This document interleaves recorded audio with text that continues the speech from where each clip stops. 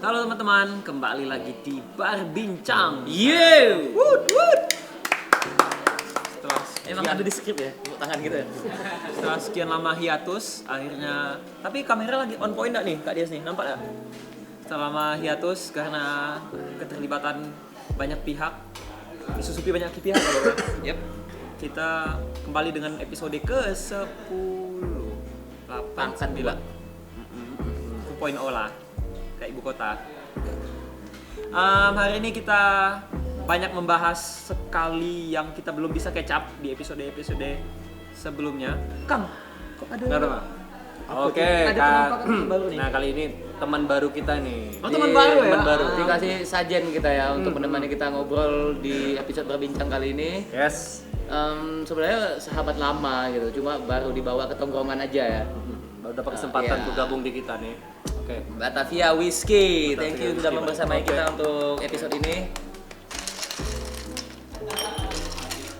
Kita rasakan bagaimana aftertaste-nya, kick-nya, punch-nya. Saya udah tahu sih rasanya Bob ya. Ya betul sih. Udah tahu sih, pura-pura aja gitu. Tapi Oke, cheers untuk akhir Cheers pekan ini ya dan kita. untuk berbincang. dan ya cheers untuk kembalinya berbincang sebenarnya. Yes. Ya. Dan untuk tim kita di belakang kamera sana. Tepuk tangan dulu Mari untuk bersulang. teman lama yang hadir. Tapi kan gini nih, rasa baru ya, Bob ya. Pemerintahan kita baru loh, Bob. Yes, tapi rasanya rasa. Nggak tahu. Oke. Rasanya belum ketahuan karena baru 100 hari. Karena ini baru bincang, obrolan santai aja. Seperti halnya obrolan di warung kopi, cuma bedanya kita di bar aja. Bar aja. Substansinya bukan kafein tapi Iya. alkohol. Konyol aja gitu. So, Kita ngebahas 100 hari pemerintahan rezim yang terbaru inilah yang pokoknya. terbaru, Oke. rezim di Indonesia ini. Ini tanggal 21 Februari Hmm. 2025 ya. Yang lagi ramai di lini masa aku sih ini. Lagunya bayar oleh Mungkin lebih kita kerucutkan gini ya. Sukatani. Dan pertama kali dapat berita itu lagi ngapa? Lagi ngapa? Aku jangan. Aku yang kirim kan kemarin Lagi pagi. ngapa? Kaunya lagi ngapa? Pagi tuh.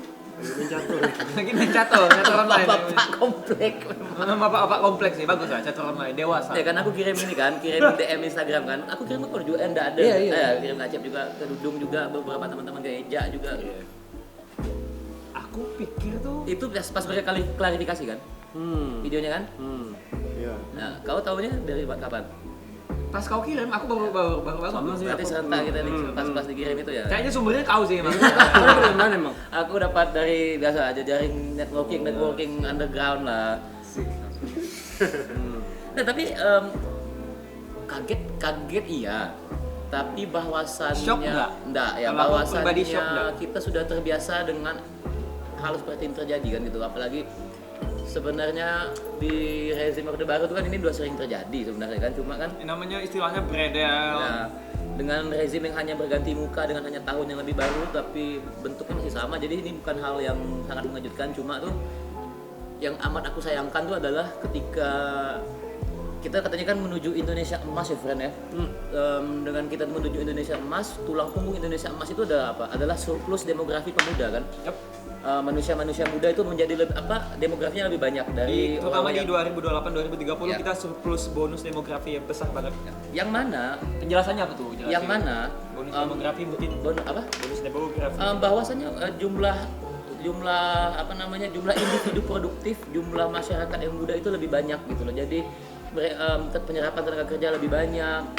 Nah maksud aku tuh gini, surplus demografi pemuda itu akan salah satu parameternya adalah karena pemuda tadi ya, pemuda ini kan lekat dengan ekspresionisme. Critical thinking. Ya, critical thinkingnya mereka, bagaimana mereka mengartikulasikan eksistensialismenya mereka dalam kehidupan bermasyarakat dan berkesenian adalah salah satunya gitu. Nah, menurut aku ketika kita punya paving road menuju Indonesia Emas tadi, harusnya parameter yang tidak boleh kita hapuskan sama sekali adalah kebebasan untuk berekspresi itu. Bagaimana mungkin gitu kita 2045 kita akan menggantungkan diri, bukan menggantungkan diri tapi anak muda sebagai tulang punggung bernegara gitu, ekonomi gitu kan. Tapi ketika anak muda itu sendiri berekspresi direpresi dong gitu loh. Dan yang paling lucu Kan nih, miris ya, ironis ya. tanda-tanda negara maju dulu sebelum pertumbuhan ekonomi udah pasti lah ya. Pendapatan per kapitanya hampir besar. Cuman gejala-gejala yang tumbuh pasti itu culture-nya, budayanya tuh terkenal duluan, ngetop duluan. Pop culture Baru dulu. pop culture. Contoh kayak Korea. Contohnya kayak Korea, terus Amerika dengan Hollywoodnya. Terus ini Thailand dengan tourismnya pasti ada kayak budaya pop, dan kayak kalau Thailand lebih ke pariwisata, terus kalau kayak Korea lebih ke K-pop. K-popnya dia, entertainmentnya dia. Dan lucunya kita mau ke 2045 nih. Kau bayangin sumbu-sumbu nyala-nyala perubahan, nyala-nyala apinya tuh memang selalu dibawa sama Anak muda.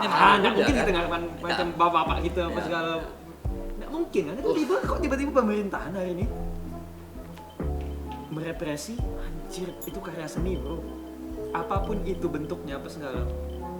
Justru menurut aku ketika ini di-bredel namanya ada less train effect gitu ya. Makin kau istilah pokoknya kurang lebih kayak gini. Makin kau nge-bredel sesuatu itu, makin banyak gaung dan makin besar dia di Teramplifikasi kan, eskalasinya akan Ya. semakin tidak dapat diukur sebenarnya, jadi semakin efeknya tuh semakin apa sih namanya tuh lupa lagi aku, eksponensial efek jadinya gitu loh.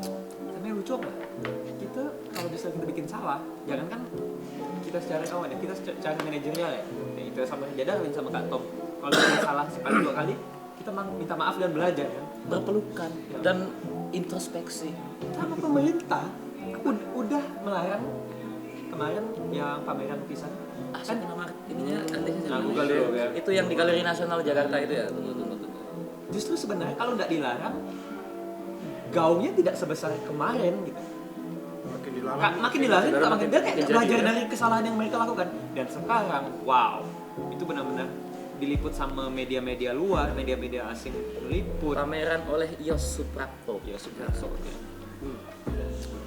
Dan sekarang per hari ini, per jam yang ini, yang anehnya template Sukatani yang belum 24 jam dihapus lagi sekarang ini. Barusan sebelum kita mulai Tempat yang mana ya? Ini aku kami nggak- bersama Sukatani dihapus. dihapus template-nya belum 24 jam. Ini Ta- baru banget. tapi tadi aku sebelum pergi ke sini ke Paus, Tito Karnavian udah ngeluarin statement, udah ada konferensi pers atau apa, dia bilang bahwa tidak Sukatani diperbolehkan untuk merilis ulang lagunya di streaming platform, nyanyikan karena keterkaitannya dengan obrolan statementnya Tito Karnavian yang bilang mereka yang berani mengkritisi institusinya dia adalah sahabatnya dia gitu. Nah, jadi nggak tahu kabit apa gitu yang dari Jawa Tengah itu kabit apa? Jatang. Ya Jatang, tapi aku lupa ini kabit apa gitu ya. Kabit Jatangnya gitu. Dia bilang benar bahwa si Sukatani ini diminta untuk mengklarifikasi, tapi mereka menolak bahwasanya ada sebuah tindakan represif dan intimidasi di situ gitu. Tapi bukannya kalau tidak represif nggak perlu dipanggil kan, nggak perlu minta klarifikasi. Iya kan? Udah biarin aja gitu kan.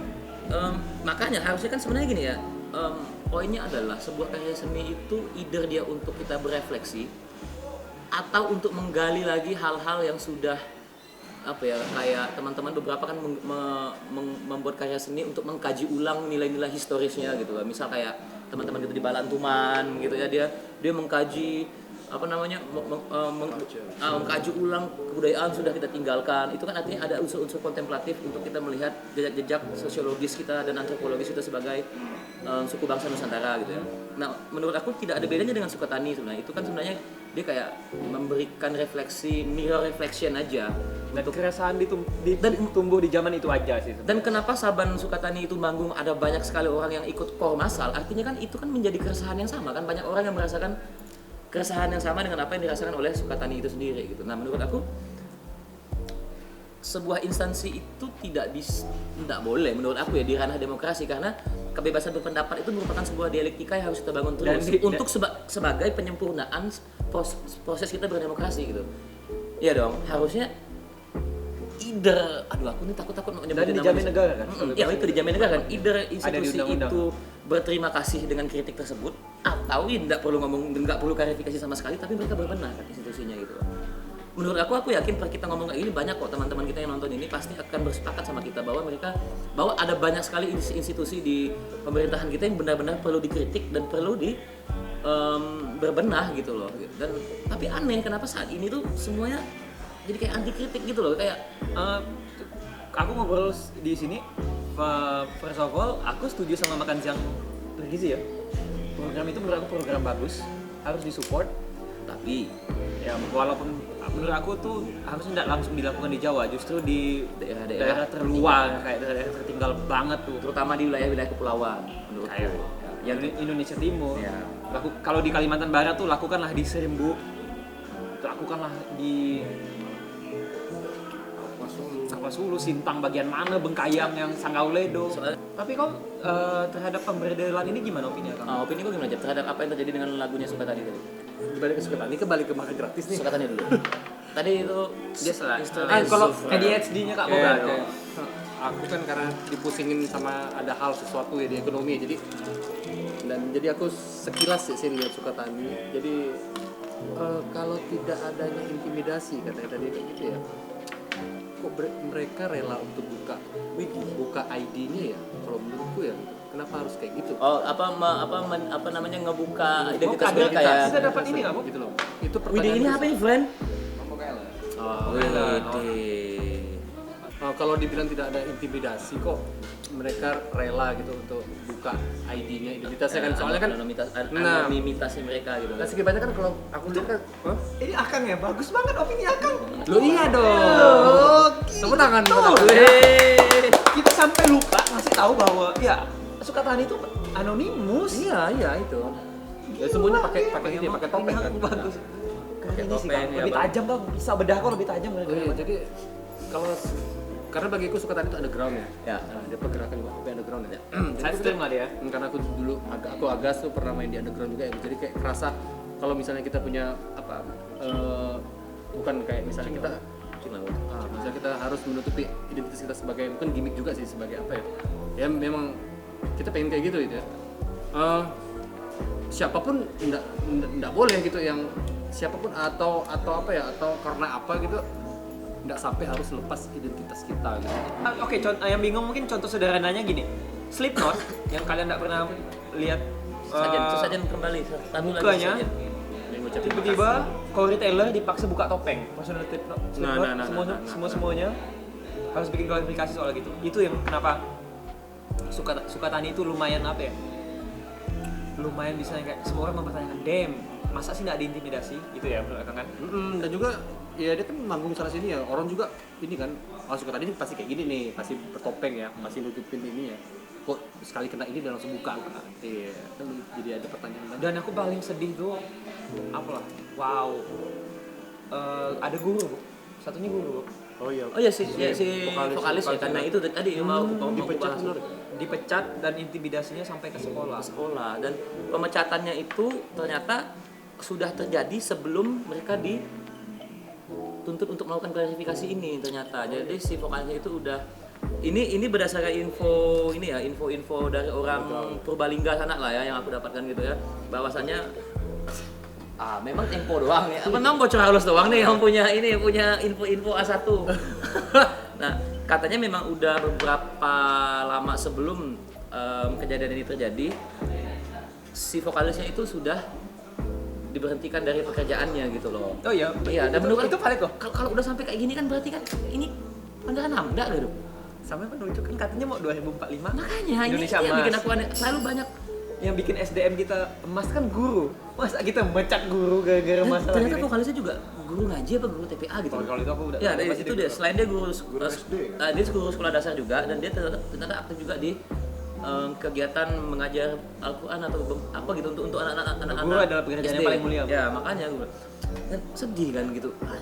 Ini udah oke ya, mungkin job dia setelah ini seret. IO akan berpikir ulang untuk memanggilnya kan udah Blacklist lah ya. Ini dua sisi mata uang ya, oke ya. Bisa jadi IO berpikir ulang untuk undang mereka ya. Kedua, bisa jadi dengan adanya statement dari Tito tadi, bukan dari Kabid Humas apa tadi, dari yang di Jawa Tengah tadi, mungkin itu jadi sebuah lampu hijau untuk promotor-promotor untuk tidak ragu lagi meng-hire atau bekerjasama dengan pihak Sukatani gitu. Tinggal dua ini aja, kita lihat ya di masa depan gitu loh, ke depannya gimana. Dan aku nggak sabar sih, kalaupun aku yakin Sukatani tidak akan berhenti di sini, tapi aku nggak sabar ngeliat apa lah panggung pertama mereka setelah ini semua kelar dan mereka manggung lagi. Anjir, kok bisa bayangkan gimana? Kayak gitu. kayak gitu kan? Boleh bawa lagu itu lagi. Boleh, kan udah dibilang kan silakan bawa lagu tadi kan udah dibilang pas press con, silakan bawa lagu ini kembali, silakan dirilis ulang lagunya gitu. Biar nggak kemana-mana dulu. Tadi kan opininya Akang udah nih. Nah, sekarang opininya Agas nih. Gimana?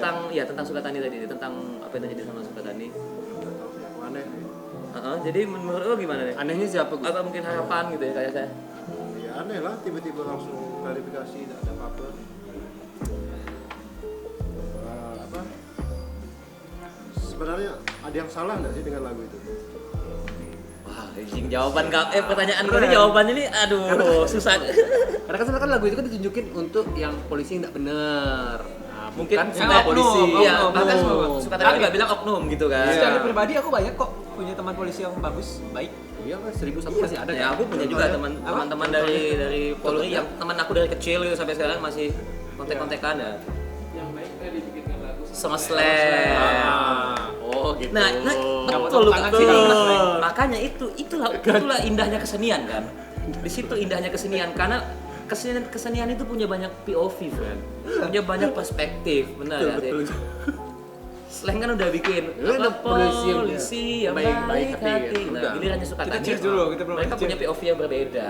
Ya, tapi apa yang salah dengan itu gitu? Takut mungkin. Zaman dulu NWA udah bikin lagu kayak gitu. Apa judul lagunya? Oke itu. Ya, buat kalian POV-nya yang cari aja. nonton film NWA. Nama grup hip hopnya, judul filmnya apa, Yes? Straight Out of Compton. Kok apa? Iya, bahasa Indonesianya coba pelan-pelan gimana? Straight Out of Compton kan? Ngolok oh ya. Tapi kan tadi aku bahasa Indonesia. Iya, bener, Compton, bener. iya. Ya. Straight out of condom. It's a vital condom. Kan. Mulai berkacau. Aku pengen menarik ke ini dulu ya, ke pelajaran pula. Ya, pelajaran juga sih ya. Ingat dulu ada isu-isu tentang rancangan undang-undang permusikan. Yang itu banyak RUU permusikan. Itu tahun berapa ya, friend ya? Itu sama Anang Hijau tuh ya? Oh 2019 sebelum Covid, setahun sebelum Covid. Itu kan pernah heboh kan bahwasanya pemerintah berusaha menyatukan standar kita dalam berkesenian gitu, dalam konteks kita dalam musik gitu. Ada beberapa pasal-pasal yang bermasalah gitu.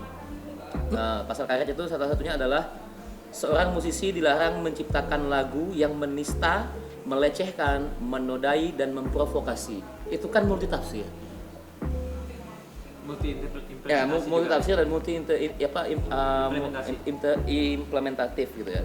Jadi even saat ini RUU permusikan itu gugur dalam prolegnas tahun 2019, hal-hal yang terjadi sama Sukatani aja happening di tahun 2025 gitu. Yang tanpa undang-undang Tanpa itu. RUU permusikan. Nah, maksud aku yang perlu kita petik pelajaran dari sini untuk teman-teman, kita nggak bisa lagi apolitis per hari ini gitu loh. Entah kalian itu kalian lawyer, kayak kalian ekonom, kalian bergerak di bidang akuntan atau Malah yang apapun. paling sorry itu Kadeo. Tapi yang paling penting tuh apa? Ini masalahnya nih. Udah bukan kita di 01, 02, 03. Masalahnya bukan kau yang milih siapapun yang kau pilih kemarin. Itu bukan jadi yang kayak kewajiban kau untuk karena aku support 02 kemarin so I need to like Ya kadang-kadang sedih juga ya kalau terlalu dikotomi kayak gitu ya. Kalau kau support ini berarti kau support 02. Kalau kau support kebijakan EBG berarti kau cucunya Anies kayak cucunya Abah gitu. Itu menurut aku itu melambangkan demokrasi kita yang masih not even udah paut. tahap PAUD gitu. Come on, sekarang pemilihan umum udah lewat, Itu tuh man. semua rakyat Indonesia. Udah Mungkin saatnya. yang kena Sukatani. Next time itu bisa jadi Las, bisa jadi Merah Jingga, bisa jadi Fish, yang Could be anyone gitu. Could be anyone, bisa jadi Seringai.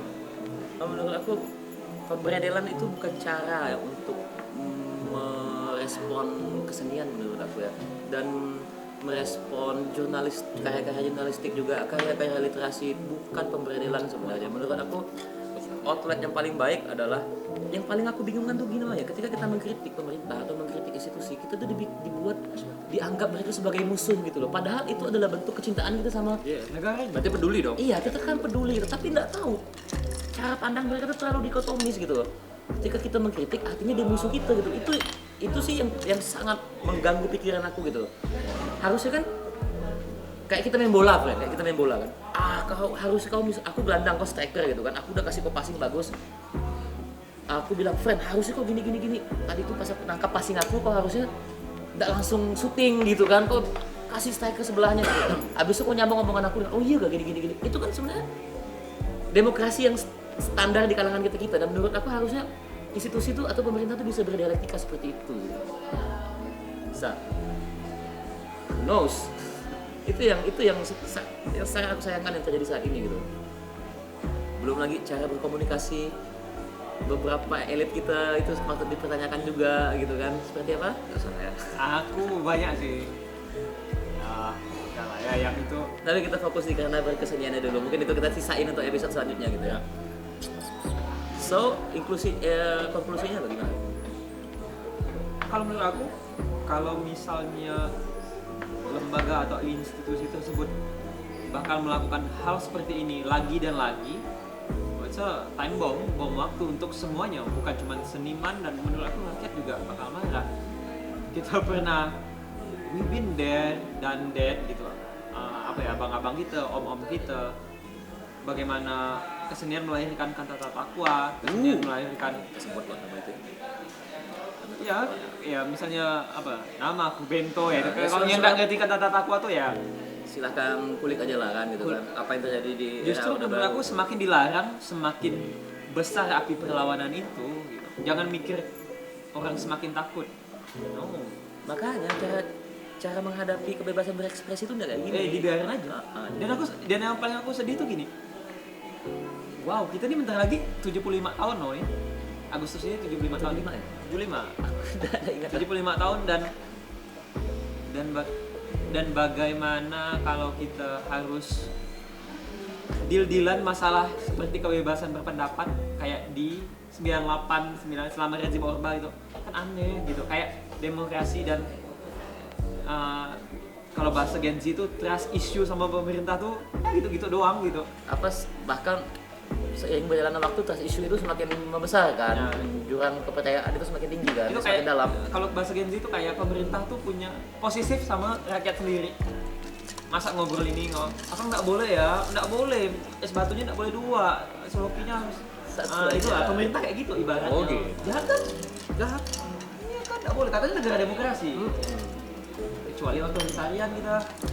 Apalagi ya gini ya dong ya, dengan tindakan represi kayak gitu ya, dengan tindakan represi terhadap kesenian di dalam kondisi kondisi kebatinan bangsa kita yang lagi tidak menentu, ekonomi sedang lemah segala macam kan, kesenian atau musik itu menjadi sebuah outlet untuk masyarakat melepaskan ekspresinya mereka gitu. Nah, ketika ekspresi itu dikekang-kekang, justru orang akan berontak kan gitu loh. Ini dunia udah kacau, aku udah pusing menanggung kehidupan. Masa nyanyi nggak boleh? Masa nyanyi ya nggak boleh Ya, gitu loh. Dan ketika itu dilarang, berbahaya dalam artian karena itu akan menjadi sebuah bumerang menurut aku yang Itu kayak tak belajar. menurut aku itu sih. Ada lagi? Kalau aku sih udah selesai dengan opini. Kalau lirik-lirik kontroversial itu muncul di kepala kalian sekali waktu kalian eksekusi menjadi sebuah karya